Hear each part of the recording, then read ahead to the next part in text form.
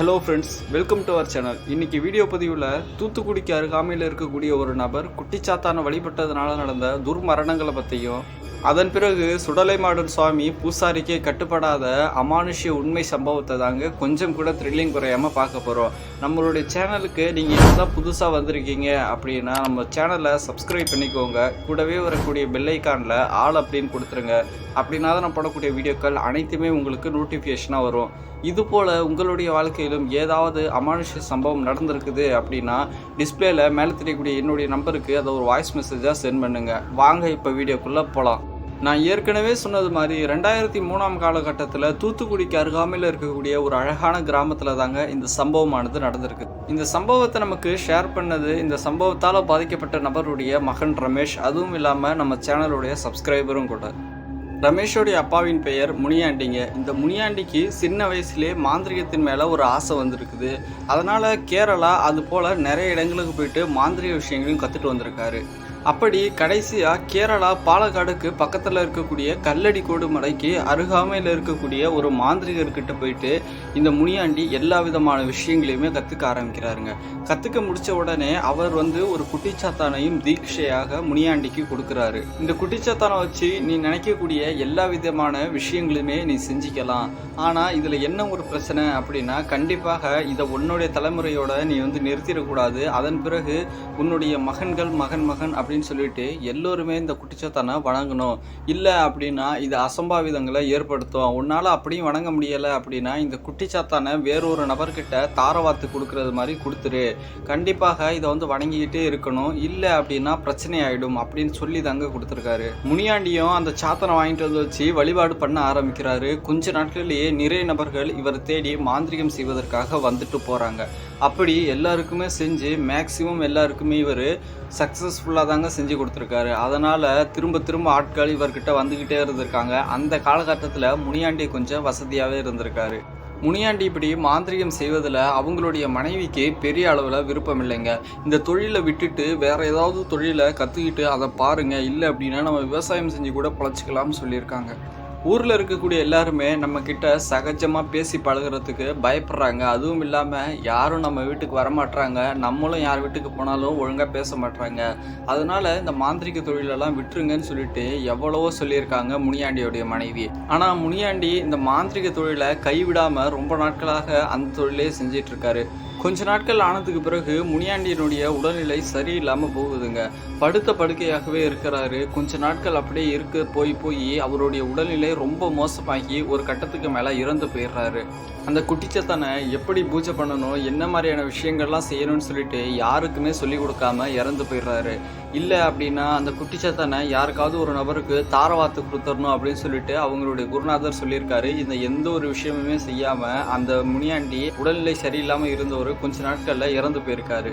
முனியாண்டிக்கு 2 மகன்கள். ஒருத்தவர் பேர் ரமேஷ், இன்னொருத்தவருடைய பேர் ரவி. இந்த ரவின்னு சொல்லக்கூடிய பையன் தான் மூத்த பையனாக இருந்திருக்காங்க. ரமேஷ் இளைய பையனாக இருந்திருக்காரு. தன்னுடைய அப்பா இறந்ததுக்கு பிறகு அந்த சாத்தனை எப்படிலாம் வழிபடணும் அப்படின்னு சொல்லிட்டு ரவி தன்னுடைய அம்மா கிட்ட கேட்டிருக்காருங்க. அப்படி கேட்கும் பொழுது எந்த ஒரு விஷயத்தையுமே சொல்லாமல் அடிக்க செய்கிறாங்க. ஏன் அப்படின்னா உங்கள் அப்பா தான் இந்த மாதிரி போயிட்டாரு, நீ இப்படி போகணுமா அப்படின்னு சொல்லிட்டு கோவத்திலையும் ஆத்திரத்திலையும் ரவியை அடிச்சுட்டு இந்த மாதிரியான எந்த ஒரு விஷயங்களையுமே நீங்கள் செய்யக்கூடாது அப்படின்னு சொல்லிட்டு ஒரு சத்தியம் மாதிரி வாங்கிட்டு அவர் வச்சிருந்தக்கூடிய அந்த மாந்திரிக ஓலைச்சுவடி, அந்த புத்தகம் இதெல்லாம் எடுத்து வேறொரு நபர்கிட்ட கொடுத்துட்டாருங்க. இதன் பிறகு தாங்க இவங்களுடைய குடும்பத்தில் அமானுஷத்தினுடைய ஆட்டம் ஆரம்பிக்குது அப்படின்னே சொல்லலாம். இப்படி செய்து ஒரு 7-8 மாதங்களுக்கு எந்த ஒரு பிரச்சனையுமே இல்லாமல் நார்மலாக தான் போயிட்டுருக்குது இவங்களுடைய குடும்பம். கொஞ்ச நாட்கள் போனதுக்கு பிறகு இவங்களுடைய மூத்த மகனான ரவியினுடைய உடல்நிலை ரொம்ப பாதிக்கப்படுது. நிறைய ஹாஸ்பிட்டலில் கூப்பிட்டுட்டு போய் காமிக்கிறாங்க. ஆனால் ஹாஸ்பிட்டலெலாம் செக் பண்ணிவிட்டு உங்களுடைய மகனுக்கு எந்த ஒரு பிரச்சனையுமே இல்லை, ஆனால் எதனால் இப்படி ஆகுது அப்படின்னு சொல்லிட்டு தெரியலைன்னு சொல்லிட்டு நிறைய ஆஸ்பத்திரிகளில் சொல்லிடுறாங்க. நாட்கள் ஆக ஆக ரவியினுடைய உடல்நிலை ரொம்ப சரியில்லாமல் போகுதுங்க. படுத்த படுக்கையாகவே இருக்கார். பாத்ரூம் போகணும் அப்படின்னா கூட அவங்களுடைய அம்மா தூக்கிட்டு போய் விட்டாலோ இல்லை வேறு யாராவது தூக்கிட்டு போய் விட்டால் தான் பாத்ரூம் போகக்கூடிய நிலைமையில கூட இருக்கார். கொஞ்ச நாட்கள் ஆனதுக்கு பிறகு தாங்க ரவியினுடைய அம்மாவுக்கு சில விஷயங்கள் தெரியுது. அது என்ன அப்படின்னா, நம்மளுடைய வீட்டில் சாதாரணமான விஷயங்கள் நடக்கலை, ஏதோ அமானுஷ்யமான விஷயங்கள் நடக்குது அப்படின்னு சொல்லிட்டு.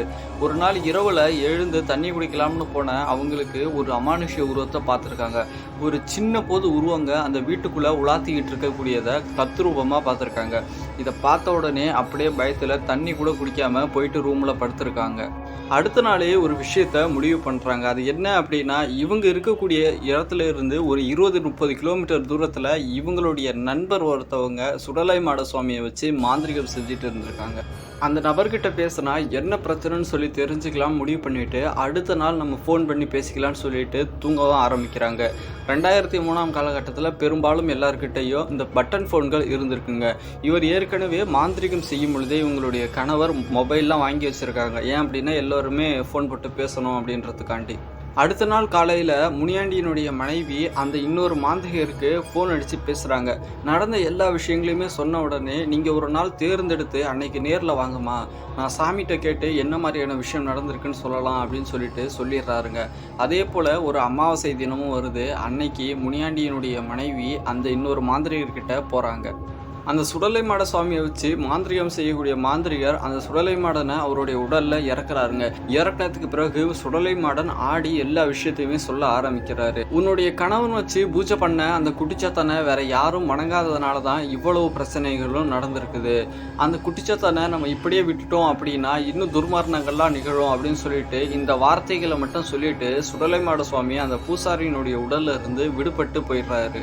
அதன் பிறகு அந்த மாந்திரிகர் முனியாண்டியினுடைய வீட்டுக்கு வராருங்க. வீட்டுக்கு வந்துட்டு இரவு நேரத்துல ஒரு அமானுஷ்யமான பூஜையை பண்றாரு. இந்த பூஜையை பண்ணும் பொழுது அந்த குட்டிச்சாத்தான் அந்த பாவைக்குள்ள இறங்குறதுக்கு மறுக்குது. ஒரு வழியா எப்படியோ பூஜை பண்ணி அந்த குட்டிச்சாத்தானை அந்த பொம்மைக்குள்ளேயே வச்சு இறக்கி கட்டுறாரு. கட்டினதுக்கு பிறகு ரவியினுடைய ஒரு சொட்டு ரத்தத்தையும் ரமேஷோடைய ஒரு சொட்டு ரத்தத்தையும் அந்த பாவையில விட்டுறாருங்க. பாவையில விட்டு அதை மயானத்தில் எடுத்துட்டு போய் என்னெல்லாம் பண்ணணுமோ அந்த பூஜைகள்லாம் பண்ணி அந்த இடத்துல புதைச்சிட்டு வந்திருக்காரு.